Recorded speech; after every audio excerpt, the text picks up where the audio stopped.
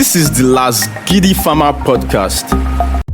Hi listeners, it's so good to be with you again. I welcome you to the episode 6 of the Last Giddy Farmer podcast. This time we are discussing Agritech and navigating career in Agritech.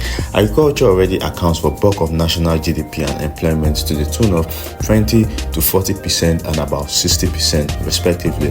Now imagine opportunities that will be unlocked when technology, a multiplier leverage is infused. That's the situation of the sector with significant Agritech investment pouring in. With latest reports in 2022, the African Agritech raised $636 million.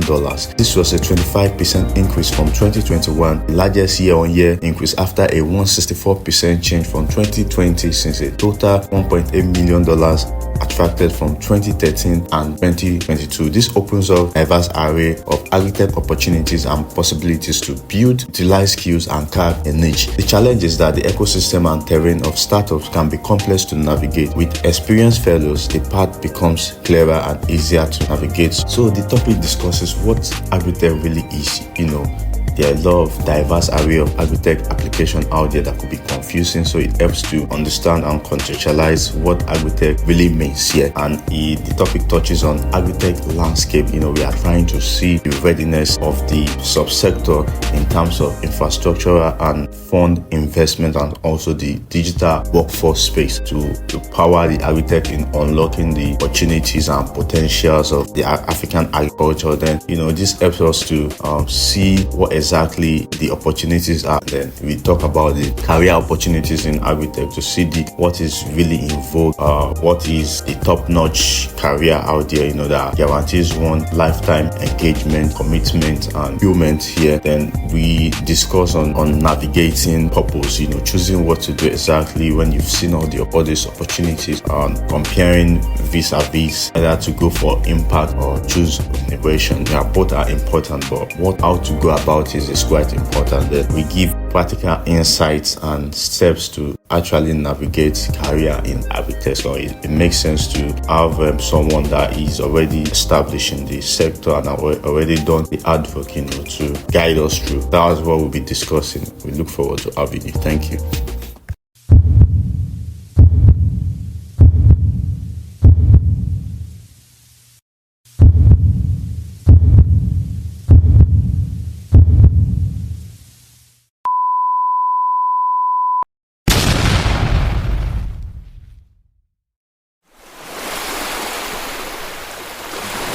All right. I'll start by introducing myself. My name is Taib Aziz. I'm a farmer in Lagos operating in the value addition end and also innovatively producing crops using vertical production method. And I'm into agricultural communication as well, putting new information about agriculture and innovation to enhance agricultural processes out there. So joining us today is the Flying Farmer. I'm sure a lot of people know Flying Farmer, is being significant in pioneering UAV and drone application in the agriculture space in Nigeria and Africa. So I'll just yield the mic to him to introduce himself properly so we get to know him. Thank you. So my name is Femi Adekoya, and they call me the Flying Farmer. I am the founder and the managing director of Integrated Area Precision Agriculture Technology Company, leveraging drone technology and data analytics to help farmers to farm smarter, better, and more profitably. We are pioneers in the space when it comes to drone technology. We are basically into the sales, services, and after-sales support and training on anything around drone technology and drone data particularly. So we are DJI's authorized partners in Nigeria. DJI Agriculture, the world's largest manufacturer of agricultural drones and even other consumer drones. And we also have partnership with software analytics company for drone data, such as Survey. So these are the leading software companies. And also talking about capacity building and training, I have the vision to reach the next generation of tech inclined and digitally savvy farmers. People people and professionals who would like to be tech-oriented farmers through Precision Feed Academy, and that is actually where we are preparing young professionals for the future of work and technology in agriculture. We have done quite a lot in terms of impact, in terms of awareness, in terms of knowledge sharing, and in terms of training people, training young people who are now employed in various capacities and ways as drone pilots, drone operators, data analytics, various fields serving farmers. And with but generally speaking, I am also an advocate for youth in agriculture and innovation when it comes to innovation in agriculture. So I learned my voice and from my experience of over 12 years in the industry to move the course, and I also provide advisory services, such consulting, if you can say, in policy, in development space, as part of the advocacy or advisory work, development works, and also pioneering innovation forward. Yeah, that's actually what I do in short. And I'm also the co-author of the book, Job Professional 3. I think these are the things I can remember myself. I would like us to actually move on and talk about things that we are here for today. Yeah, thank you so much. Thank you so much, Mr. Femi, for the robust, history about yourself and what you do. I really like the fact that what you do, you and your company is not really just into just application. You're also into training the needed workforce for digital transformation of our economy, and you lend a voice to advocate for youth participation in agriculture. I really like that. So I'll just dwelling into the first question of the day here, because I'm really very, very much interested in the impact that the Agritech is going to have, on the lives of the people. And this question that I want to ask, I want to bring it from the financial aspect, but I understand that a lot of people also have this fulfilling, not necessarily dealing with money, maybe like social impact. So I'll just go into the question irrespective yet. So I'm going to ask now that can one really have a lucrative and successful career or venture in Agritech? We've had quite a number of Agritech startups, that are doing great and operating cross-border, we have Farm Crowdy, we have Relief, we have Hello Tractor, yeah. But when you look at the average salary for tech developer in Africa is about $42,000. It's even lower in Nigeria than South Africa and Kenya. Nigeria's average salary for tech developer in Nigeria is $11,000, despite the nation being Africa's startup capital. And even the average salary for a tech developer in Africa is very low compared to what is found elsewhere. Like the lowest in the West, like in London, about $78,000, and the highest in Silicon Valley. What is the picture for Nigerians and Africa here in the Agritech space? I would like you to, enlighten us on that. Thank you. All right. Thank you for that question. So first of all, I would like us to first establish what we mean exactly by Agritech. I think that would be fine for us to first establish what we mean by Agritech. What's the context or the definition of our Agritech in this context? My understanding of the question, so we would limit Agritech to digital technologies in agriculture, ICTs in agriculture. Is that fine? Because we need to be contested. That's fine. Yes. Okay. Yeah. Because oftentimes the word Agritech can actually be construed with different things. You hear this person say they are into Agritech, that person says they are into Agritech. What are they saying? I'm selling pomo. All sort of stuff, right? So, but I just want us to actually stay in the context, and it's that context that I'm going to be building upon, and it's a definition of Agritech that revolves around ICTs and digital technologies, particularly be it hardware or software, as far as they are actually what promotes smart digital agriculture. Now, to the question of is Agritech lucrative? Well, we need to first look at our own landscape. And oftentimes when we mean tech, and as I explained earlier, from my own understanding, Agritech is a subset of tech, if you want to say, or perhaps we say is the application of tech in agriculture. So, and we must actually be careful not to easily compare Agritech landscape to fintech, to say Logitech or whatever tech people will call. And that's because just like you cannot compare women's league with men's league, even though they are playing the same football, the pays are different, the revenues are actually different. So it's a totally different market. And this is why women cannot actually be collecting the same amount of money as men are collecting, because they may be putting the same energy, but it's not the same energy is not producing the same revenue, and that also influences the price. The salaries that you've actually mentioned. So we need to actually clear that off the table, and then let's focus on the context of agriculture itself.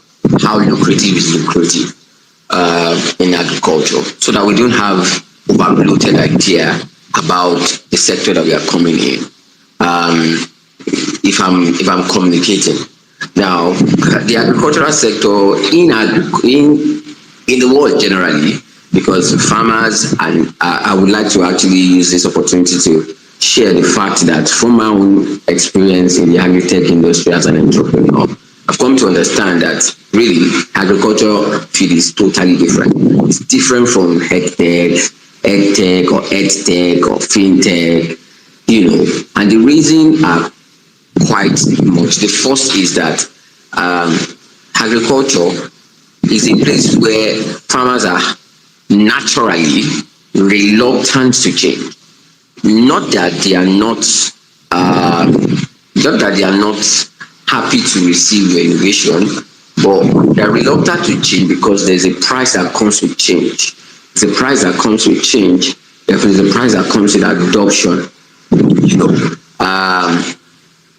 So it now depends on how it is being presented to them. It now depends on the pricing that comes to them. It now depends on their perception when it comes to the benefit cost ratio and the understanding and awareness of the benefit, obviously.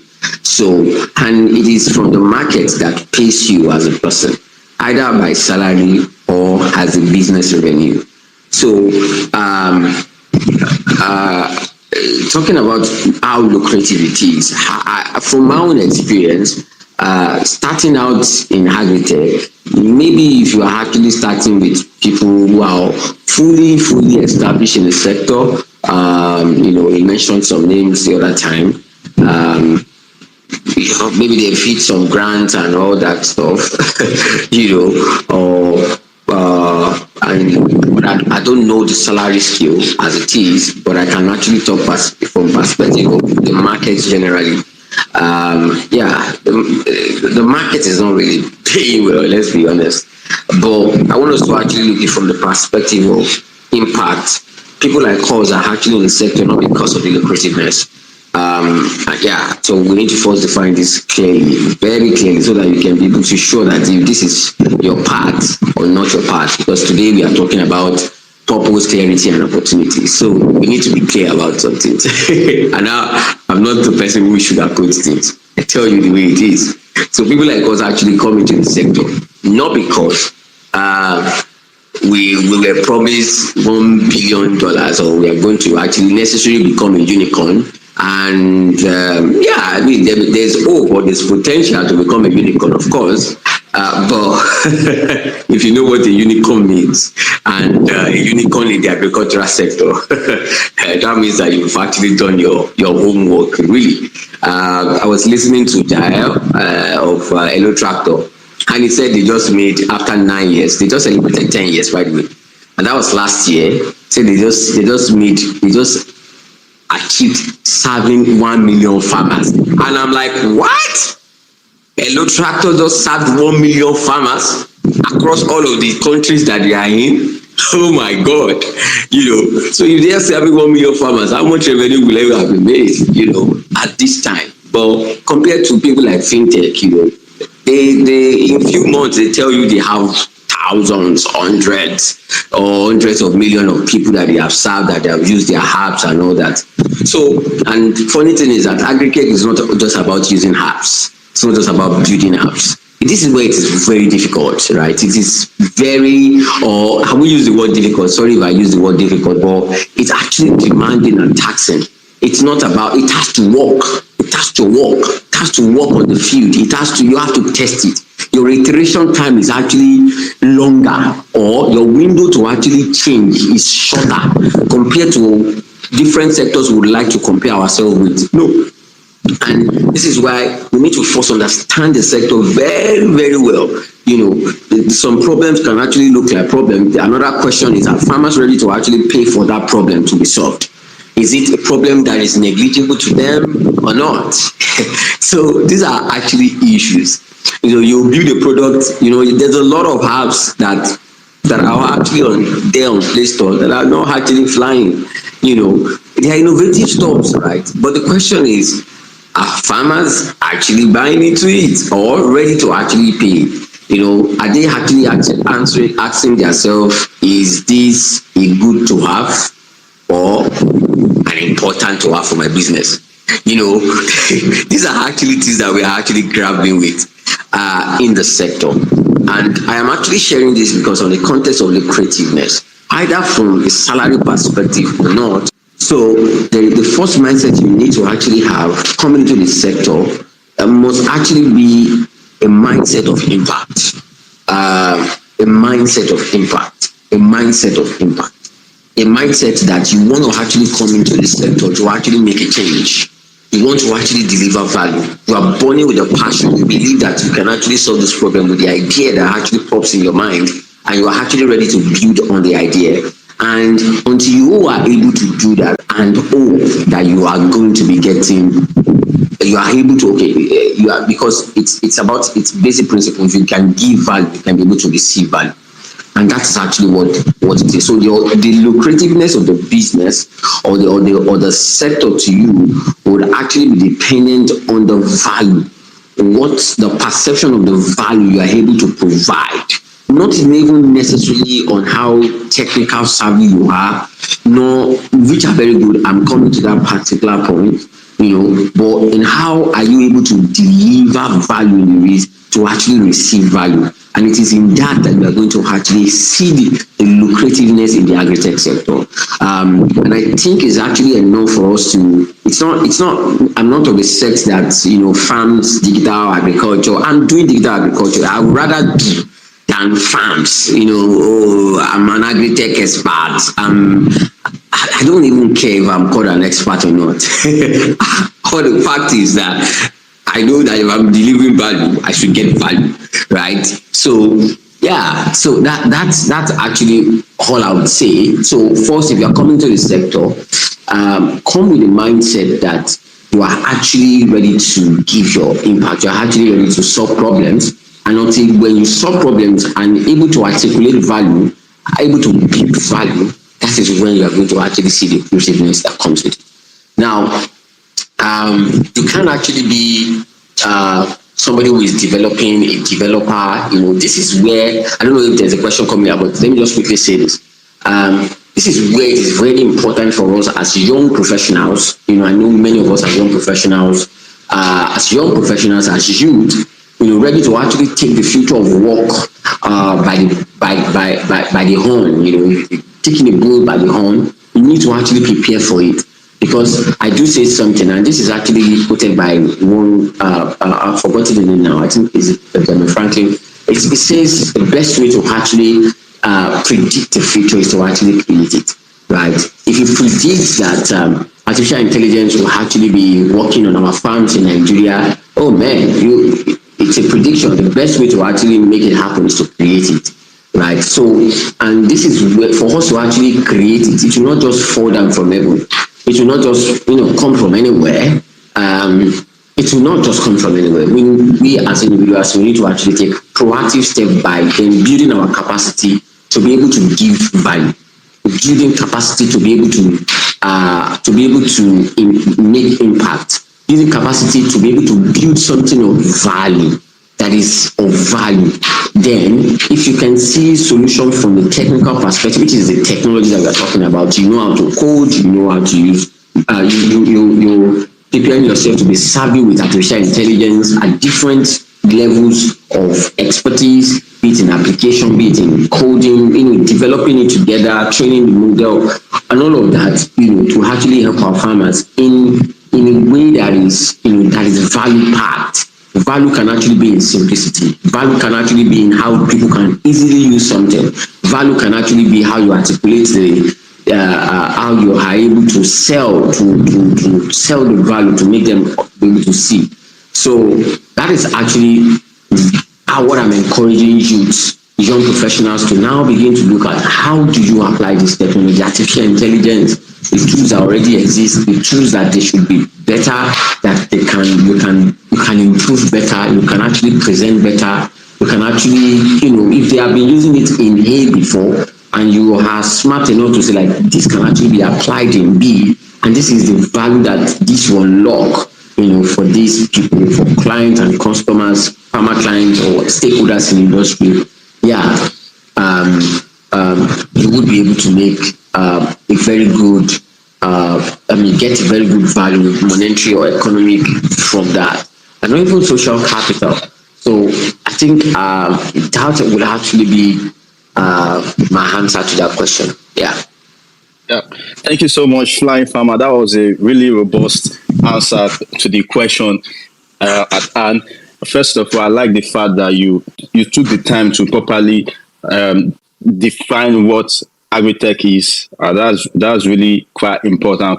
I myself, I see a lot of companies, a lot of startups saying they are doing Agritech, and sometimes I don't really understand. It helps the audience to actually grasp the essence of what Agritech is. Thank you so much for that. And I love that you brought this inspiring part, to let the audience, the people that are listening to us, to know that it's not, you coming to the sector is not just about, wanting to make good remuneration. It's actually quite important, satisfying the basic needs. But beyond that, it's important, to have a mindset of impact. Then, like you said, when you are geared towards impact, you can create value and receive value in that aspect. So I will just go quickly into another question. I will tell the audience, if you are having any question or anything that you need explanation on, you can always put it in the comment section. We are going to address that as we go on. Flying Farmer, you mentioned some part in Agritech, artificial intelligence and all. With that robust dissecting of the field you have done, I would imagine that there is a great list of career options in Agritech. Could you help us with a good list of them? What part of this list do you think, are good for someone seeking to make impact in the sector? I mean, where there is real gaps, problems, needs that afford people solid work, long-term and lifetime engagement, and significant returns. Thank you. Okay, yeah, you're talking about career paths in Agritech. It's actually inexhaustible, and it is actually nuanced. As to let's even take, how do I say this? An agronomist will be doing an agronomist. I don't think anything will change that. But we will not just have an agronomist anymore. We will then begin to have what we call data-driven agronomists. So what I'm saying in essence is, either you are a core agriculture person, or perhaps you are actually a tech person, which looking into using your tech skills in agriculture. It's like the both ends of the spectrum, right? Is actually available for you. Now, but what we actually change is either you moving from a core agricultural background, like the flying farmer who actually studied agriculture, at whatever level, and now he's applying technology on the field. Now he's called the flying farmer, a drone pilot, blah blah blah, and so on and so forth. So whatever name we want to call it. So even in the drone space, we have drone operators or pilots, we have drone engineers, agricultural drone engineers, we have agricultural data analysts, and GIS, remote sensing people. These are actually technologies that are actually revolutionizing agriculture. So yeah, the different technologies or the combination of this technology then influences the name you are being called. But the names are actually endless, right? But we just have to look at, okay, what are the technologies available? Talking about artificial intelligence, are you going to be applying artificial intelligence at the application level, or perhaps you are going to be developing artificial intelligence, right, for agriculture? So the career path actually then opens from two sides, from two streams. Either you're coming from a core agricultural specialization, and now you are seeking to apply technology to make life better, or providing it as a service, or providing it as in a form of value, in the space that you are in. Or perhaps you are actually coming from the tech background. Okay, when I mean tech, necessarily maybe from other fields leveraging 21st century technology. I mentioned GIS, I mentioned remote sensing, I've mentioned drone technology, I've mentioned artificial intelligence, I've mentioned robotics. Mentioning robotics, automation, and all of these things. We see them in the field of agriculture. Embedded systems engineer, whatever name, information system, whatever name you want to actually give yourself based on this technology. Precision agriculture specialist. This is actually more into the application realm. I believe that all of these technologies open up a career path that is, to me, it looks endless, because it keeps going on and going on and going on. If I say maybe 15 years ago, the idea of being a social media manager, it's not popular. As a matter of fact, perhaps it's not yet born. Maybe 20 years ago, it's not yet born. But as we actually have these new technologies surfacing and coming on board, we begin to have evolution in the work that we do, in the work of now and the work of the future. And this is actually where we need to actually position ourselves. We need to then begin to look within and look critically. Where do you want to actually place yourself, and how do you actually see yourself in that space? How do you want to actually continue to make impact sustainably, so that you can be able to receive value that is able to translate into economic reality or empowerment for you as an individual, right? So that is actually how I would really define that question. But of course, I don't have a list. I don't actually have a list. The list is actually endless. Talking about even drone technology, for us in the space, we deal with remote sensing, with drones, maintaining the drone as an engineer, piloting the drone. So collect data, another person takes the data, analyzes it, at the scale, at various levels and scale. So yeah, I hope I actually answered that question, and gives clarity to our audience. Yeah, thank you so much, Farmer Femi. You did justice to it. Indeed, the opportunities or the career prospect in this sector is actually endless. Yeah. So I like that you mentioned some of the touch notes career prospect in the sector. So I like that you also mentioned two entry points. Entering as a someone that is already engaged in the field, and the other entry point is from someone that is not engaged in the field. Because what we see now is that there are a lot of people that are not really from the agricultural background. They are making wave in the sector. That's not bad either. So I want to be sure that I'm an extension agent, by profession. I'm using Twitter, or what we recently call it S, to put out this kind of dialogue. I want to be sure that I'm also undertaking Agritech this way. Let me just leave that to the side. So, just looking at the position everyone has in the sector, I would like to ask a question regarding the smallholder farmers. For me, I personally believe the African and Nigerian Agritech is a gold mine. Africa is being looked forward to produce food as the world population and urbanization rise. The continent's agriculture is poised to reach $1 billion by 2030. The small farmers mostly engaged in the continent's production will play a significant part in this. In fact, a $170 billion fund is being sought around to raise their productivity. So I was wondering that in all of this, looking at the socio-economic characteristics of small-scale farmers, I'm looking at what is their role in terms of adoption, or maybe how do they fit in? Because when we hear people talk about Agritech, until you explain it to them, it's always spoken of from a futuristic and advanced technology, talking about AI, talking about drone application, blockchain, distributed ledgers, and all this that may not necessarily be easy for the smallholder farmers looking at their level of education to to easily understand or easily adopt.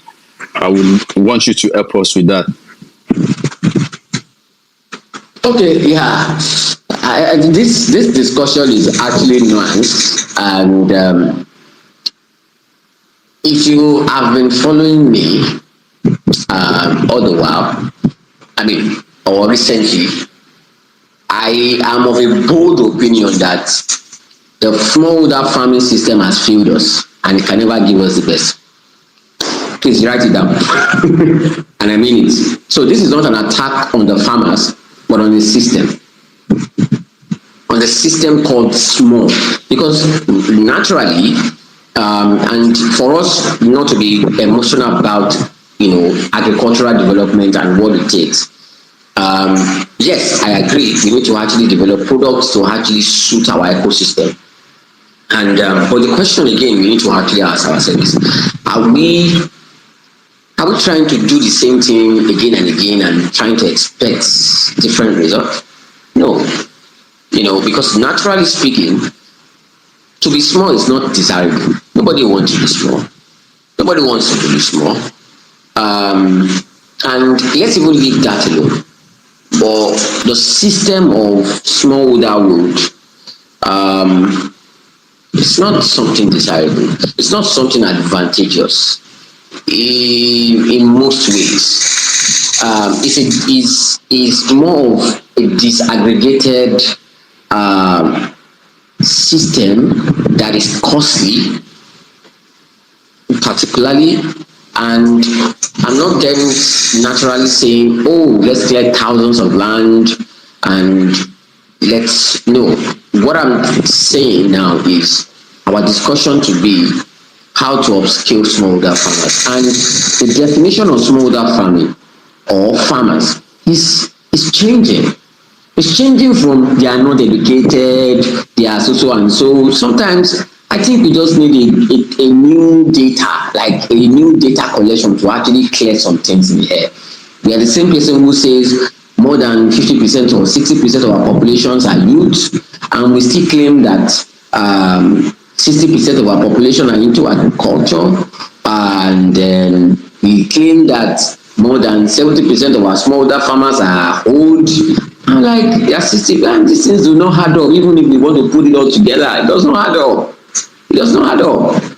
It's just clearly that some people still want to keep pushing the idea of the smallholder farming to push their own narration of, maybe funding or whatever, or a predicament that does not exist.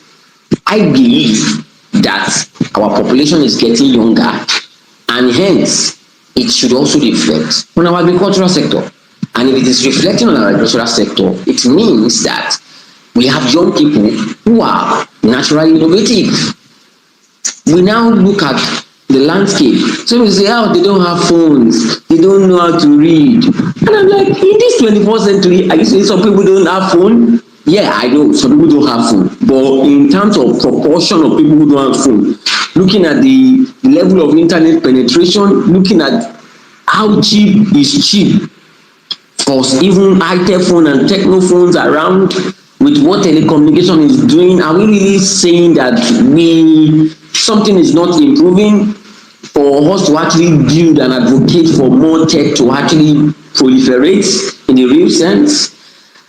These are actually issues, right? These are actually issues that I ask myself as an advocate, and I ask people, are you really saying what you should say? Or you want to say this because you want to push a narrative? So I believe that the demography of smallholder farming is changing, and we should not actually lock ourselves in the box that smallholder farmers means illiterate, smallholder farmers means they are old.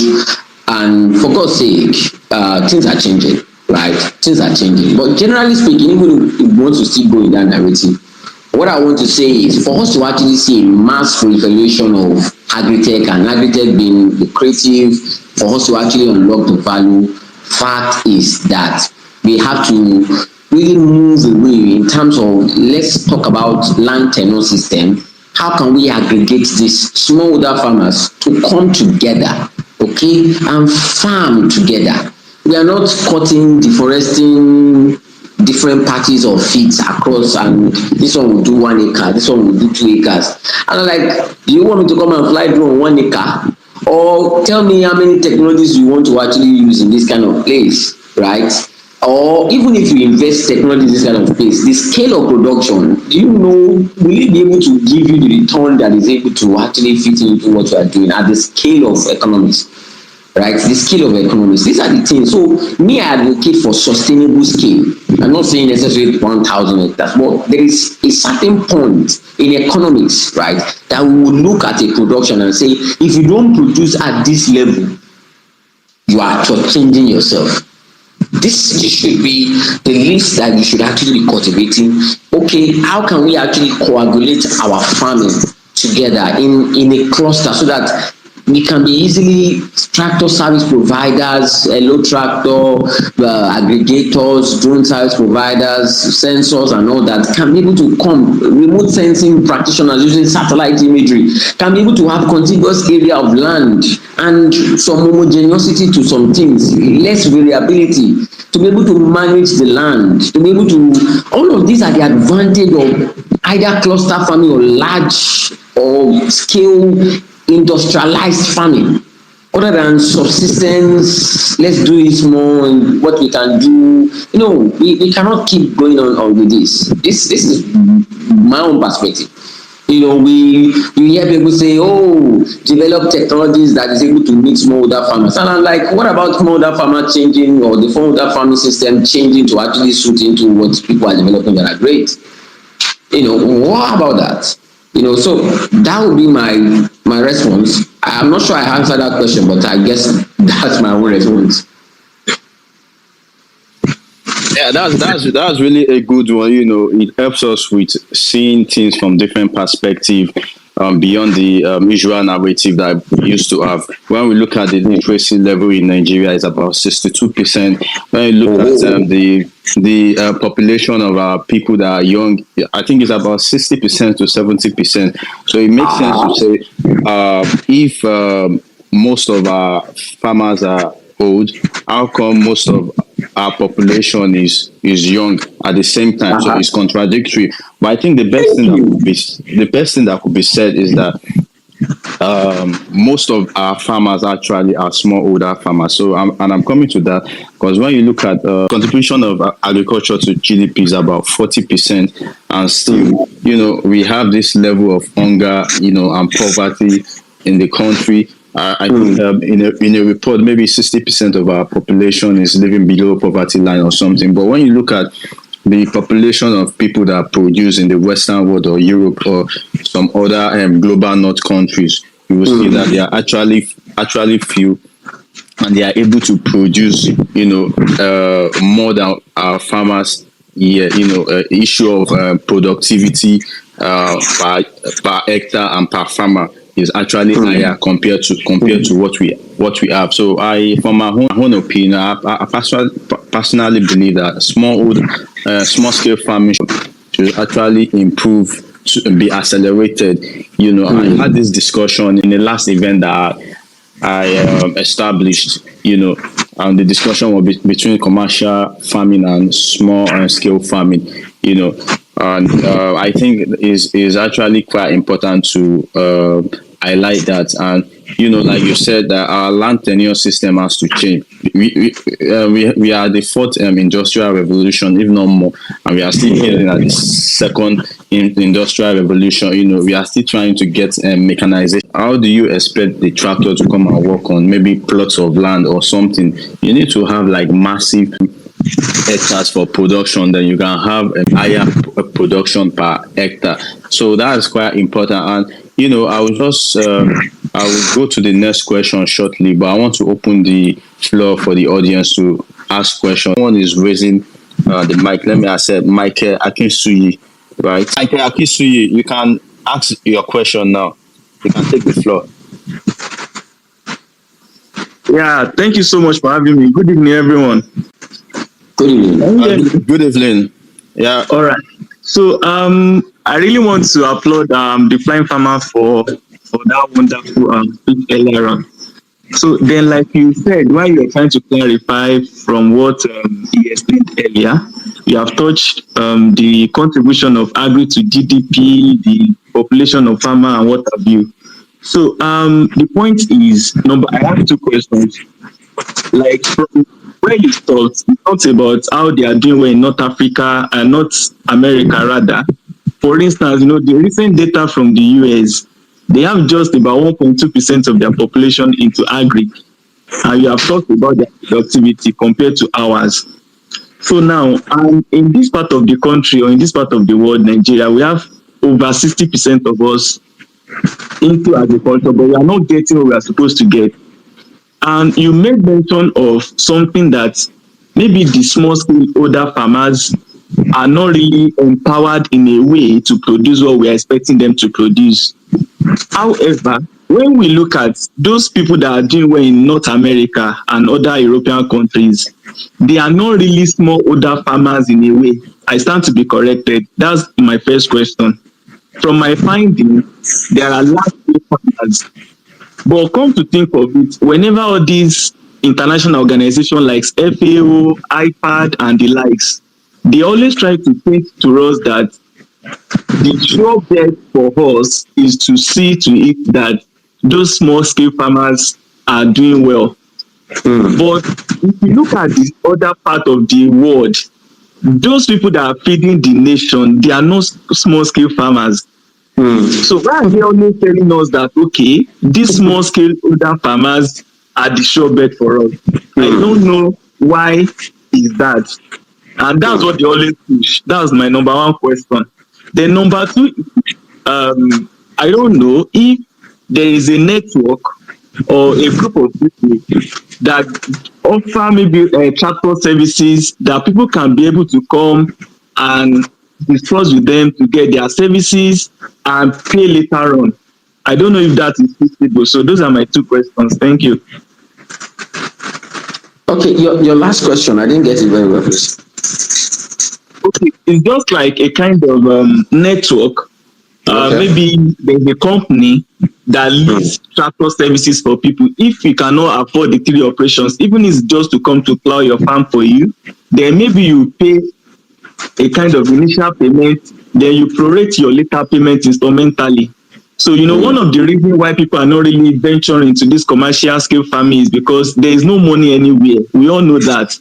So for the, maybe let's say we have a group of farmers or young farmers, so to say, that are willing to go large into agriculture. So if they can actually get a service of a tractor company that can work on their farm for them, pay instrumentally before they pay up. So that's the question I have. Okay, yeah. Thank you so much. I appreciate your questions. Thank you so much, Mr. Michael. So the first question, well, if you actually ask me, who am I going to ask? Because I don't want to be assumptive here, but okay, let's just say that this idea of people funding, they fund, let's be honest, from my experience, okay, with development organizations or funders, these people fund from a philanthropic perspective, not from a commercial business perspective. If Bill and Melinda Gates is funding stuff from majorly from a philanthropic perspective. Let us help them, not necessarily let us, not necessarily a program to say let us make wealth out of these people or for these people. It doesn't present itself like that. But you can correct me if there's a program like that. I like to keep keying myself. Like you say, we want to actually make farmers wealthy. Dr. Additional would say, the next so would have agricultural business would be 1 trillion. I say yes. If I see it today, I say yeah. What you are saying is true. It is a potential. How do we convert this potential into money? that is it, right? So all of these fundings, and it is from that narrative, it is from that perspective that people begin to then push the idea of the smallholder farmers, blah blah blah. We have 80-90% of our food is produced by smallholder farmers. Bring this money. They are the ones that need the money. Yeah, it's fine. The smallholder farmers, fine, right? You are touting them to actually get funds to actually do all of these things. But at the end of 5 years, 10 years, the smallholder farmers remain small, remains poor, but you are getting the fund, you are getting richer. He can see, but this is not the topic of today. This is not the topic of today at all, right? So, look at the system. When I was speaking the other time, I was saying, when the moderator asked me, the host asked me about how lucrative Agritech is, I said, Agritech is lucrative as a market. It's just, that's what I'm just trying to say. It's as lucrative as a market you create. If the farmers are poor, are they going to pay you for a rich service? No. No. I've been doing drone technology and from the Agritech space now 4 years now. And I know what my eyes have seen. I know what I have dealt with when it comes to pricing, what I've learned, mistakes I've made. And if I had known this, I would not have done this. And that's because I now begin to see the sector this is what it is, right? There's no, there's no way you want to beat something that it won't produce more than the capacity. So, yeah, I don't know if I answered your question, but I think I've been able to put some light into even your queries, right? To at least have more queries. Because when I have opportunity in international space or something like that, or speaking to development, I say it as it is. And I'm always happy, that I come back with feedback even from farmers, not only in Nigeria. I like your perspective. From farmers, you are really seeing the real thing. We have many people who are development advocates in agriculture who do not even identify with farmer suffering, but they identify from the surface, from the empathic surface, the smallholder farmers, they have been feeding us, blah, blah, blah, blah, blah. But the question is not, they don't need necessarily need give them one bag of fertilizer. Give them that's not what they need. You know, what do they need to actually make wealth out of agriculture? What do they need? You know, as it relates to youth, people say, "Ah, make agriculture sexy.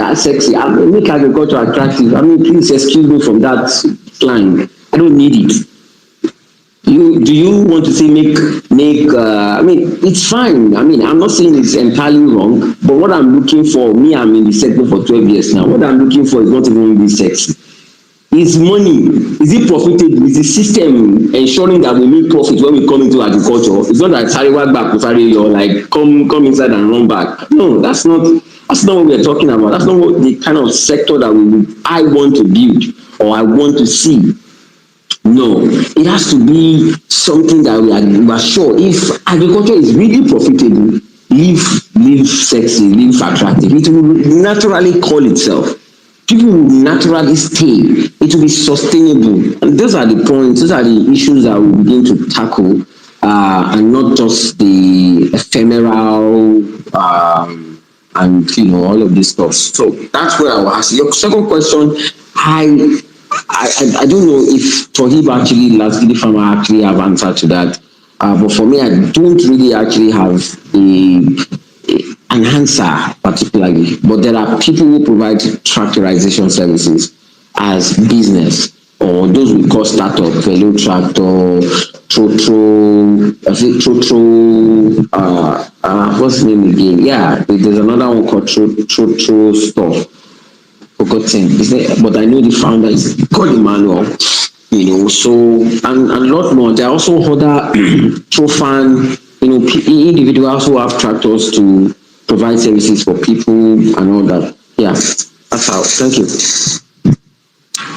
Thank you, Mr. Femi.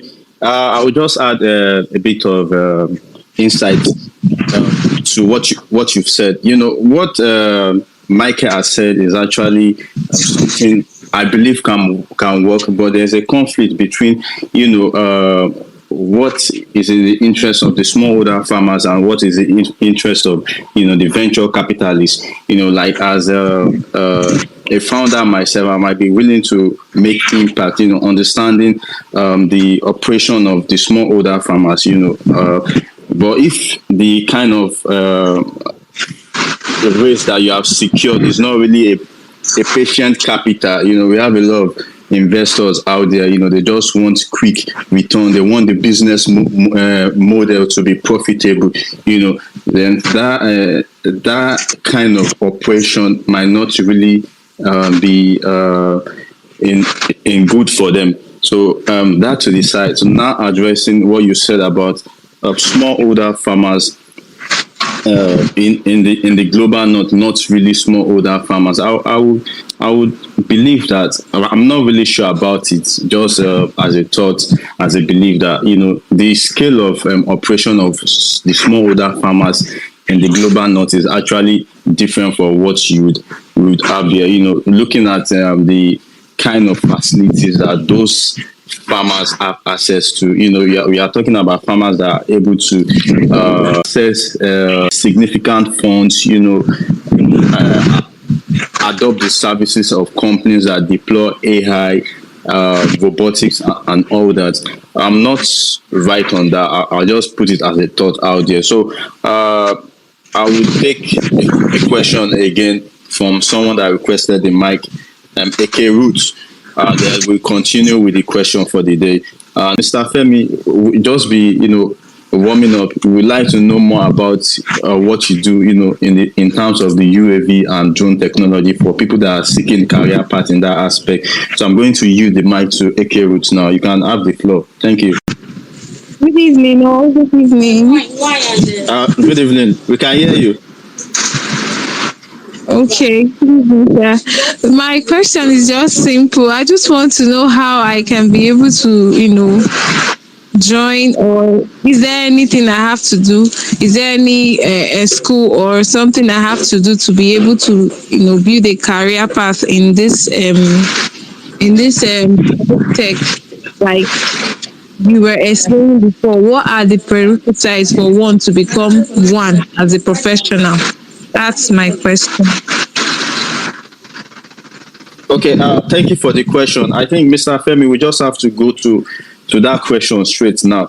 It's part of what we actually have for the audience. I was going to help us address, like what insight and advice does he have to offer for graduates, people out there, the audience listening to us, seeking a successful career and venture in agriculture, wanting clarity on what path to follow, whether to be a founder or work in a team, how to build credibility, accelerate career, knowledge and expertise, the easy entry points, just navigating the agri-tech space in general. Thank you.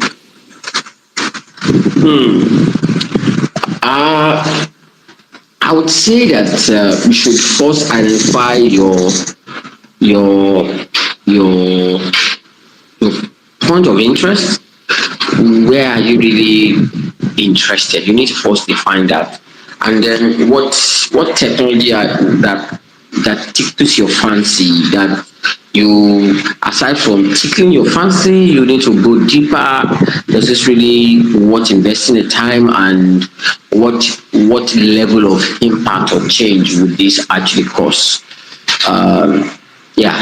So then when you are able to define that, you are not just going into tech or agri-tech just because it is a new wave, but you are actually going with a mindset to contribute your own unique value in leveraging technology in that particular niche or sector, right? So if it is drone technology,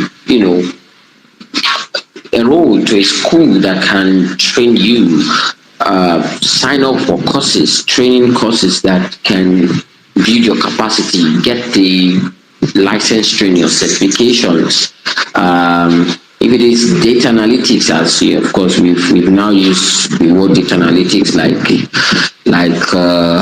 anything, data analytics comes in context, So, but start from somewhere. Data analytics can mean many things to different persons. So that's what I mean. So define what you want to actually do, how you want to actually learn it, and then what you want to do with your learning. I think with that, you can be able to have good or clarity on where you are going, what you want to actually achieve with it. Yeah, that's actually would be my answer to that question. I know it's general, but yeah, I'm always happy to help. You can also join Precision Feed Academy, ask questions in our community. We are more than 1,000 in our community of tech, inclined and digitally savvy farmers, and those who are there, ask questions about careers like this. Be able to help you to define your career path, what you should be doing, what should be your aim, or perhaps you want to actually see from a better perspective or a broader perspective. We can actually be able to guide you. And then more importantly, we have courses, particularly in our area of niche. Yeah.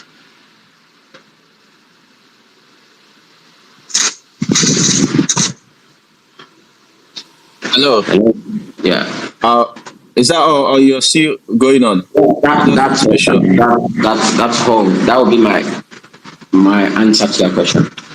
Okay, that's great. I think one way to actually go about it, Ruth, is actually by joining events like this. Where you get to understand what is happening in the sector. But I would agree with what Farmer Femi has highlighted. Also, exploiting networks. You have to be in the company of those that are already doing what you want to do, so you get to learn on the go. Network as possible, exploit networks and all that, and seek courses, accelerator programs. Something that actually helps to expand your idea about it, because many founders and many players in the sectors are doing great, that have studied. Actually, this is actually how they went about it.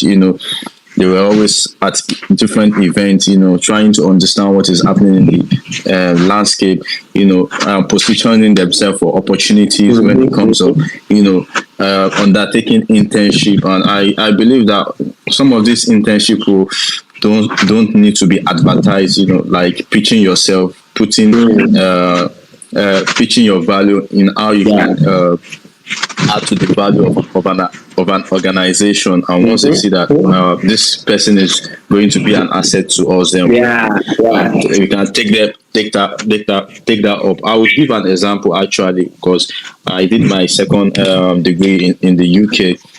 When it was towards to the end of my degree, I started reaching out to, because I did my degree is in communication. Actually, I started reaching out to people in the sector. I wrote to a lady actually on Instagram that she was doing something very good with agricultural information. I communicated my my background and my passion, and what I look forward to achieving, and how I can help to accelerate or add to the mission of what she does. And she was happy to have me in when I came back to Nigeria, and that was how I did it. It's not really something big, it's something that you can actually try here. That's just advice, by the way. So we'll just boil into what in this line, we'll just boil into the field precision, the UAV and drone application. I quickly want to add to that, and that's this is very fundamental to our topic of discussion tonight. I also want to share as a founder myself. I have a lot of people who say, I want to join your company, I want to come and learn, blah blah blah blah. See, when you see all of these things, naturally to me as somebody who is building, I just like. I have hundreds of people like you saying they want to come and learn. It's not new to me. What you are just saying is that I should come and give you something. You get that mentality, right? But me, I naturally want people who add value to what I'm doing. That's the way to sell yourself. You need to first articulate, what do I have to actually give? What do I have to actually add as a value? What differentiates me? If you say you want to come and learn, I say pay money, because we have an academy that we are doing that. If you want to learn, pay. These are the courses that we have. It's not about I want to join your company, I like what you do. Thank you for liking what we do. But can you sell yourself? What do you have that is of value to what we are building, what we are doing, how we are serving farmers? That we believe that when we add it to the little that we have, in quotes, we would actually be better. You need to actually, that's the way to actually get to people. And it is very, I think I can use this space to actually say that. Telling somebody you want to learn, it's beautiful to learn, but that's not you selling yourself. That's not you differentiating, because there are a lot of people who like what we do, right? Who want to learn it just for learning's sake, right? So, but for me, I'm thinking about how does this person add to what we are doing? If it is learning, we have an academy who is ready to teach you. It's value for value. So I think this is very, very important. And I'm being frank, I'm a honest and frank person, if I would say. All right, let's move to the next question. There you have it, Ruth. Is the elevator pitch right now. The flying farmer has communicated it just as it is. You can link up with him after this, or if you want us to just give you the elevator and the chance for you to pitch yourself to him, then that's fine. But I would implore that you link up with him later. Are you there with me? All right, so I will just move. I will move to the next question then. Mr. Femi,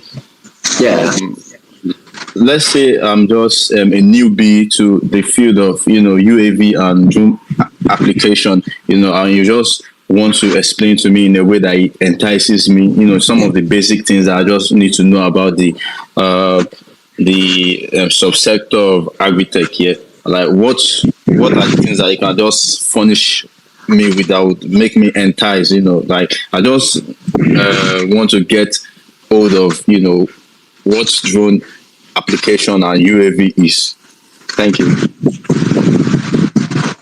Okay, yeah.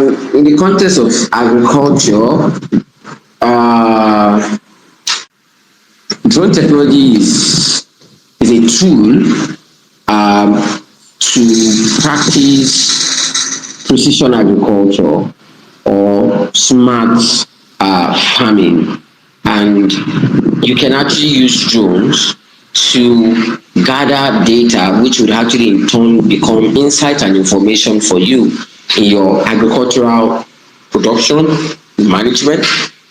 And you could actually use drones for various activities, you know, like spraying, activities that are alkaline, that are, drudgery, associated, and they are actually hazardous too.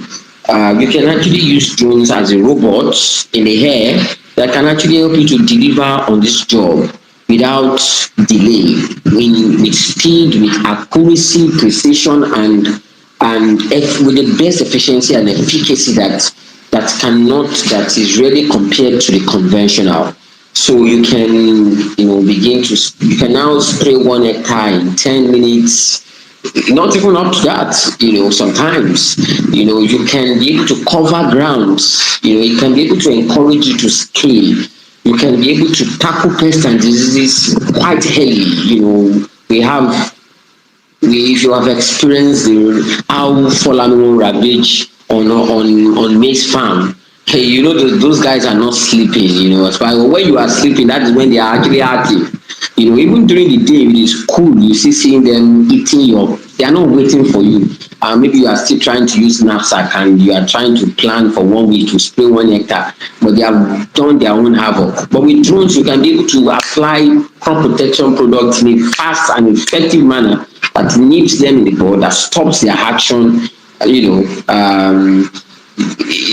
particularly. And you can be able to, talking about data or collecting data, getting information, you can be able to quickly detect pests and diseases, weeds on your farm, and be able to profile, make take decisions and make decisions and also take actions that are actually sustainable, that are actually timely, in an effective and efficient manner. And these are actually ways that drone technology can actually help. In terms of, it's a tool. From what I'm just saying, it's a tool in the hands of you as an agronomist, in the hand of you as a farmer, in the hand of you as a crop protectionist, in your hands as whoever, as far as you are actually connected in the agricultural industry. You want to actually ensure that we have safe and nutritious food. I believe that drone technology also still contributes to that on the field, helping us to actually apply, our agricultural input, be it fertilizer, be it agrochemical product, in a targeted, efficient, and sustainable manner. So these are actually ways. Just a brief. I believe that you can be able to see how interesting and captivating that this technology can actually be. Yeah. Thank you for that. I see that drone has diverse application and is also an industry. Yeah? And I've been able to witness, or should I say, read on its application, its marvelous application, using drone to monitor your livestock, and also using drone to monitor the migratory movement of migratory pests, from one nation to another. And that's one of the issues that we have with tuta absoluta, that contributed to rise in the price of our tomatoes. Like, it actually came in from Niger and it spread across the north, across farms in the north, then came to the south. If we had something like a drone that is able to reach all those inaccessible areas, able to monitor some of these pests and some of these diseases, take imagery, and we can extrapolate on their population, and predict how they can as when they can cause problem, then we can find solution to them. I honestly think that our agriculture system has to, transform to rapidly adopt all these new and advanced, technologies. So I will just ask two more questions. Then we would wrap everything up. Everyone here has one or two things to do. On the one hand, Mr. Femi, the world is right now in fourth industrial revolution. We are talking about digital agriculture, and also talking about the agriculture 5.0, and we are just barely scratching the surface on the second phase of the industrial revolution. And what do you think? Yeah, are we going to leapfrog to the fourth industrial revolution, not minding the fact that we have not built layers on the previous revolution, and it might have some lapses, or we keep building on the second industrial revolution and leapfrogging simultaneously, or do we just stick to the second industrial revolution till we get things right, then we move to the next stage? I want your thoughts on that. Yeah, I believe we can fly. I believe as a flying farmer, right? I believe we can fly. And coach me. Exactly. Do you get me? Exactly. I wanted to say that's why you are the flying farmer. I believe we can fly.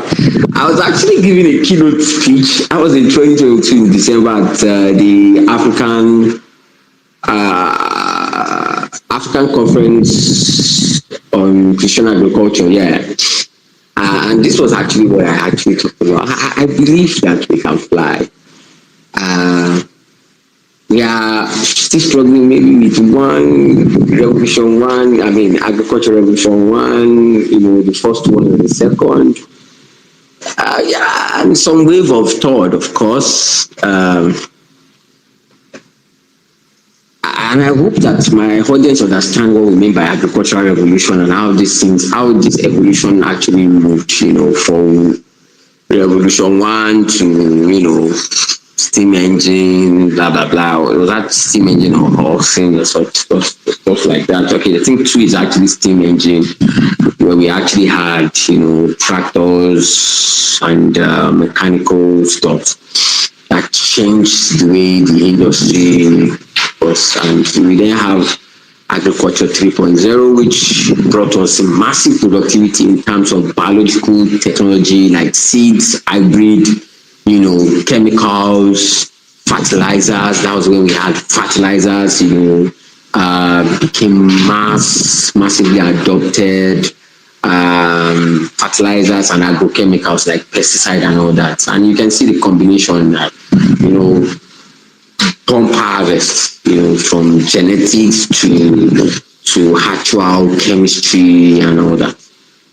Yeah, and now we're talking about 4.0, where we talk about digital revolution, AI, drones, da. The list is endless, and all of these things come together. But I strongly believe that we don't need to actually, in manual, you cannot just jump from 1 to 5. When you are driving manual car, you have to count it 1, 2, 3, 4, 5, or 4, depending on your gear system. But we don't necessarily need to actually count that way. We can skip. We can just be in the present, in the present. But this does not just come by just saying it. It comes with adequate and targeted or informed investment in technologies that are suited in our own landscape, to our own region, right? So no matter how I want to say, let's begin to grow large, we cannot just wake up and be like the Americans that just want farmers have like 4,000, 5,000, hectares of land. And, one farm is just as big as I don't want to even mention the name of a town now. Yeah, but we cannot be like, but we have to know that we have to start at a sustainable scale, and what technologies can we actually adopt, at least to begin to encourage scale. Digital technologies that can we begin to adopt? These are actually issues that we begin to talk about. But I believe we can move from 1 or 2, and jump to 4, or maybe 3, and then we've been having some level of 3, and then we go full blown into 4, and now we begin to see some thought leader talking about agriculture 5.0. It's yet to actually have some explanation or definition, but there's something brewing. That's what it means. So I believe we can fly with the right political will, putting our money where our mouth is. Of course, individuals cannot actually necessarily do this. Myself, I'm doing my part, spearheading and pioneering drone technology and associated technology, but that's not all. We still definitely need more enhanced internet access in rural environment for some things to actually happen. We still need drones. Will not do things like plowing the land. We need tractors, of course. What level of tractors, or we don't necessarily need a tractor that is. I'm not saying we don't need it on some context, but in general landscape, right? We might not need 350 horsepower tractor, right? So maybe a farmer just needs a tractor that is maybe 20 horsepower or 30 horsepower or 72 or whatever, that is able to deliver efficiency and encourage scale, reduce drudgery, and ensure that we are not trading off our health, trading off our life, to produce food, or our time to produce food. And we are actually doing everything efficiently, and we are at the end of the day getting economic return and actually boosting our food security. Thank you for that. So I'll just take 2 more questions, and the last question is going to still be on drone application. What I really want you to hammer on in this last question is to really, help us furnish our audience with like 5 critical steps or 5 critical advice that you can give to them, to get their career started in, the drone sector. Yeah. So I will just add to what you said previously. We have a lot of not saying a lot, like few policies, strategies and initiatives that are being put in place. We have for a digital transformation till 2030, and we have an active minister, Minister Bosun, that is doing a lot, for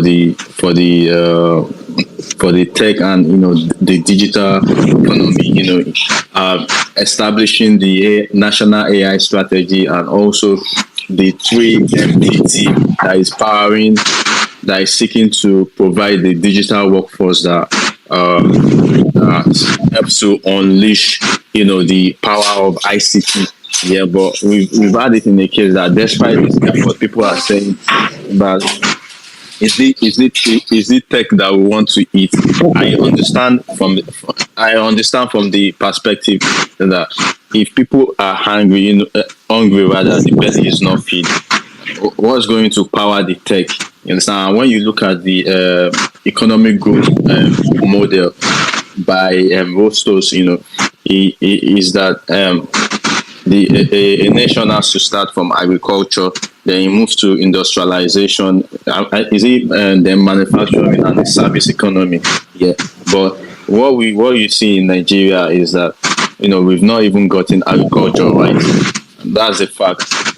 So I saw someone release a tweet on Twitter just in early this year that Africa is not a tech market. Is it a consumer market or agriculture market or something like that? Because when you look at the the employment generated by agriculture is far higher than the employment generated by tech. Yeah, but we can say that the average salary for someone engaged in tech will be higher than someone engaged in agriculture. But if you are talking about spread, you give it to agriculture. But if when technology has this kind of superpower and agriculture has the kind of spread, when we infuse technology into agriculture, we are looking at the potential that is going to be unleashed from agriculture.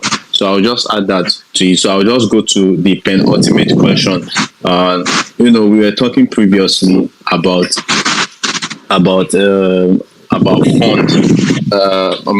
Michael was asking question if a service model could be established, or if there's anyone executing such service model. Then it brought me back to the issue of fund. The patient capital that I was talking about. The debt of fund, Agritech or startups in Africa. So I'm going to put this question to you, Mr. Femi. It has been talked about the slow pace of Agritech growth in Africa, and it will seem that the last few years is the time for African Agritech. Like the amount the sector saw between 2021 and 2022 is about $1.14 billion. Is more than what we saw in his 10-year streak from 2013. What we saw from 2013 to 2019. But when you had the total of all these funds in the 10-year streak that we've had a lot of funding from 2013 to 2022, you will see that this just represents just about 2% of global agritech venture capital. Do you think it is really time for African agritech? Do you think the African agritech is short of investment, or is it that the African agritech is just starting? Thank you. Okay, yeah, I think that the African agritech is just starting. It has potential. To become a solution provider for the rest of the world, because the situation of agriculture in Africa is not only particular to Africa, right? We have the low and middle income countries, the LMICs, that face the same issues. But we see that, for example, China also operates on a small farming supported system. But you would look at their productivity, you would look at what they are doing, how they are adopting technologies, how they are able to, quickly provide technologies for them to scale, to grow. Their productivity is top notch. And that's because they have now become solution givers. And I like to say that technology is not the end in itself. Technology must provide solution. And this is where I then said that it's about value. It's not first about the tech. I don't care whatever tech, people don't even care about how sophisticated your tech is. For us, I tell my team, see, farmers, they don't care if you are flying bricks, like literal bricks, right? As heavy as it is, you are flying it on top of them. How will be their concern? That's not their concern. Their concern is, if you fly that drone, what is going to happen to my crop? What is going to happen to my timeline? What is going to happen to my profit? What is going to happen to my yield? That is it. It's not just saying I'm a drone pilot. See how it's flying. Oftentimes, with my experience, when we actually fly drones 1 or 2 times in front of people, they are used to it, and that is it. The excitement is gone. The excitement is gone. Now we then talk about the reality. Is it doing what I need to do? Is it really applying the chemical well? Is the effect really effective? And all that stuff. So back to my point, I believe that Africa has the potential. We are young, we're innovative. We have that demography. If the system, if policies can actually be put in place to encourage us, our youth, to be able to embrace, learn, develop, build technology, begin to have critical mindsets that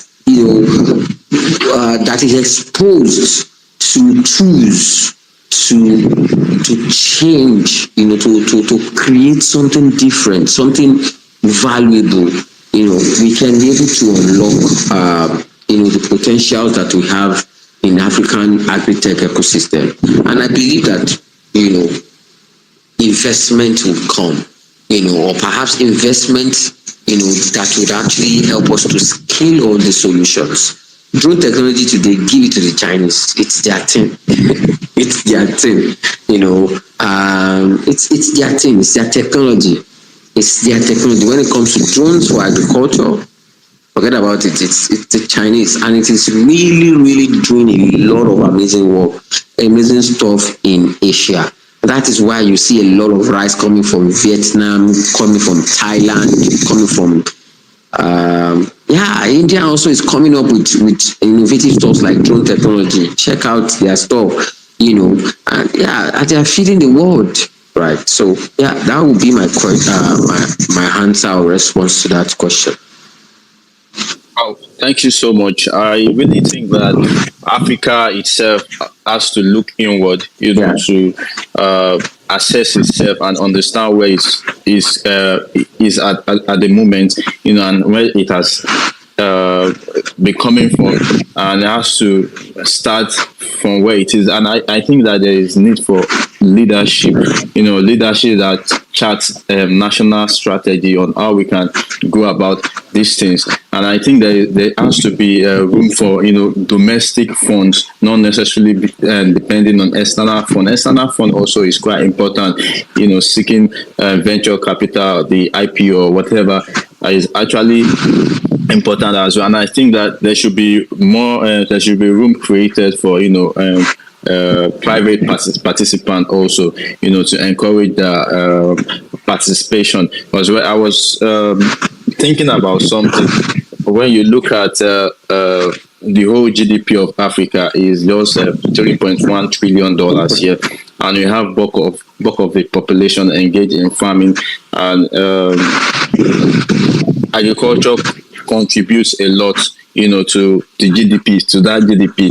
But when you look at the GDP of the US, comparing the US as a country to a continent like Africa, the GDP of the US is $25.44 trillion US dollars. That's over 8 times more than what the whole GDP of Africa is. And just few farmers are doing that. The percentage of what agriculture contributes also reflects in that. So what am I trying to drive at is that I'm trying to drive out the essence of giving room for private sector. When you look at the GDP of Nigeria is somewhere at about $473 billion. When you look at the Fortune 500 company in the US, and you look at just the revenue of Amazon, the revenue of Amazon is almost equal to the total GDP of Nigeria. And where you look at what is generating most of Amazon's revenue is actually the AWS. That's a cloud infrastructure. It generates 74% of that revenue. So you look at what we are talking about here, that the private or these private sectors, corporations are actually investing significantly in technology that are transforming the US economy, the agriculture production as well. So it's just Amazon that we are looking at that is one of the unicorn companies that have a market capitalization above $1 trillion. We still have, we have Tesla, and we have which other company again? Maybe eBay or any of them that are leveraging technology. And when you look at from the government angle as well, you see NASA actually gives a lot of development fund towards development of technologies that significant in different sectors. So if you look at the scale at which the government invests and the scale at which the private sector invests, in technology in the global north, the western world, US, is far higher than what we have here. So I think that there is something that we have to really, really think about in that light. So that's my addition in that aspect. So I'll just go to the last question. Then, we can entertain one last question from the audience and we give the vote of thanks. Then we call it a day. Well, I must say that it's been wonderful so far. I really appreciate that you, Femi, you honored the invitation to be here, to help us, to enlighten us on so many things in the Agritech space. It means a lot to me personally and to the audience, I must say, helping us to properly delineate what Agritech is, helping us to reshape our perspective of what smallholder farmers are, what small scale agriculture is, the misconceptions on that. So I'll just go to the last question now. Please, for someone that is looking at establishing a career in, in drone sector, UAV and drone sector, what 5 critical steps are you going to advise them, or what 5 critical advice are you going to give them, to actually stick to and is going to accelerate their career? Thank you. Come again with the question, please. Yeah, I said for someone that is looking at establishing a career in the drone sector, you being someone that is vast in that department, like what 5 critical steps would you employ them to take, or what 5 significant advice would you give them so they can accelerate their career in the sector? Okay, be open to learning. Be open to learning. As you learn, also be open to practice or to express. Be eager to express the value that you are acquiring. To get it demonstrated into something that is tangible, particularly. Again, I would also advise that, as I said the other time, you must be able to have the mindset of impact. You must be impact driven. To make it in this sector. If I will use that word, like make it, right? So you need to actually be resilient. You need to actually be focused on impact. You know, be impact driven, and it is lucrative. It is rewarding. Just like farming is, you need to plant. You need to nurture before you begin to talk about harvest. Well, different farmers with different harvests, right? Whatever crops you are actually planting, you must be able to know the crop you are planting. For me, for now, or for what I'm doing right now in drone technology and precision agriculture generally, I know the kind of tree I'm planting, or the kind of plant I'm planting.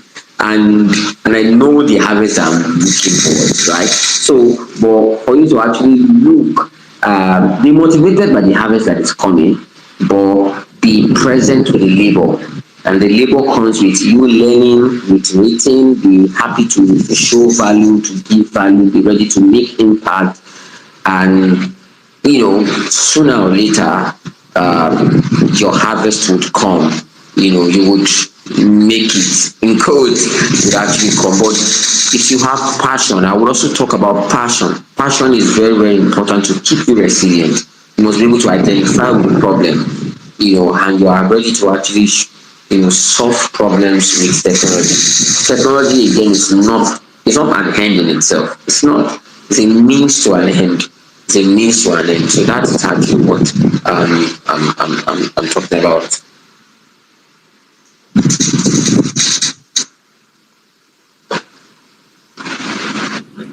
Is that all from Femi? Yeah, that's all. Okay. So we'll be taking one final question. Should anyone have a question or something you require explanation on, you just wait for about a minute.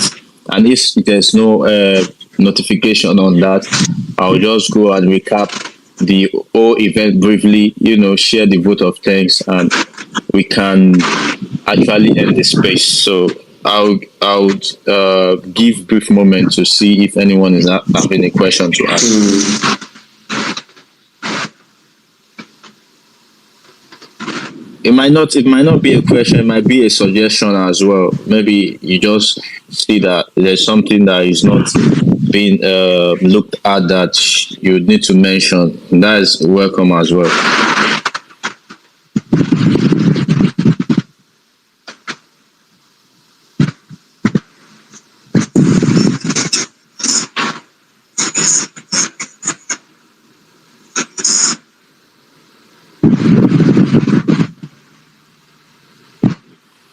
Okay, there is no one requesting for the mic. I would assume that what we have what we've discussed today is clear and understandable to everyone, that attended and still attending the space. Yeah, so I'll just do a brief recap of everything that we said. We wanted to, discuss about the career in Agritech and Agritech in general. We're able to establish that Agritech is a lucrative sector, yeah, but not necessarily that's what someone should chase, like remuneration. That is important, but we established that it's more to chase social impact. That is from social impact that the rest comes with it, and we're able to properly define what Agritech is to help us understand what exactly are the different areas in it, and to grab a hold of it. And we emphasize the need for funding as well in the sector, and pushing for domestic funds. And we also emphasize the need to redefine what small scale farming is, and what what a smallholder farmer is. Yeah, and we mentioned the different parts in Agritech. The career prospect in Agritech. Then we descended into drone technology itself, where Farmer Femi offered advice, how to establish a career in the sector, and even Agritech, emphasizing on networking and keeping abreast with events in the sector. We discussed that, and we ended with him giving us 5 critical advice to accelerate our career rather in the sector. So that would be all today. I want to appreciate everyone for coming. I want to appreciate the speaker for doing justice to the question and shaping our perspectives of some of the topics, issues in a way that we're not seeing them before. So should the speaker add a final addition or final say or final anything final, you can have the mic. Then once it's done, we end the space. Thank you so much. Do we have anybody speaking? No, there's no one speaking. We're actually expecting if you have any last addition to make. Okay. Do I really have? But let me just say that it is actually good to actually have every one of you here, and it shows that you have interest and a strong belief in this sector. or in this niche called Agritech and all that comes with it. I just want to encourage you to have the right mindset. Have the right mindset. The right mindset for growth, that so that you can be able to have a good time in the field, and a rewarding one indeed. Because my own goal is, at the end of the day, we're not just talking about agriculture, we're not just doing agriculture for doing it sake or for passion's sake, but at the end of the day, is our life better for it also? Are we getting commensurate value for the value we are giving, for the efforts, for the belief? Clearly, these are actually things we need to consider for a profitable or creative career path, or a fulfilling one. I think that is what is most important for me.